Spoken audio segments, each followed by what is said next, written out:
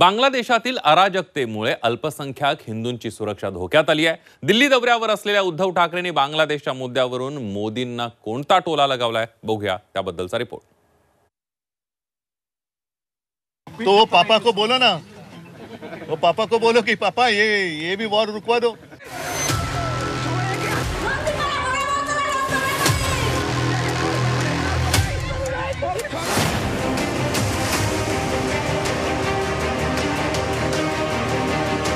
बांगलादेशात अराजकतेचा फायदा घेत सध्या अनेक ठिकाणी हिंदूंना टार्गेट करण्यात येत आहे।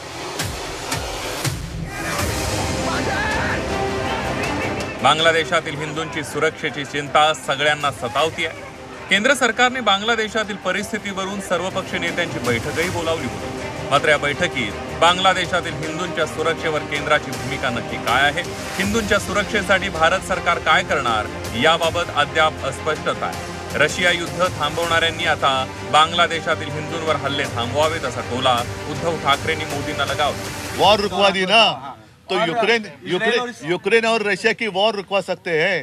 तो वो पापा को बोलो ना, वो पापा को बोलो कि पापा ये भी वॉर रुकवा दो।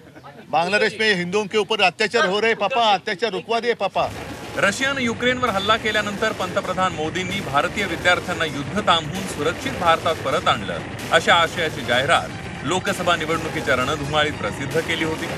सोशल मीडियावर या जाहिरातीवरून ट्रोल करण्यात आलं। विरोधकांनी या जाहिरातीवरून मोदींवर टीका केली होती। बांगलादेशातील हिंदूंवर हल्ले होत आहेत। सध्या संसदेचं अधिवेशन सुरू असल्यानं बांगलादेशच्या मुद्द्यावर संसदेमध्ये चर्चा करण्याची ही मागणी उद्धव ठाकरेंनी केली।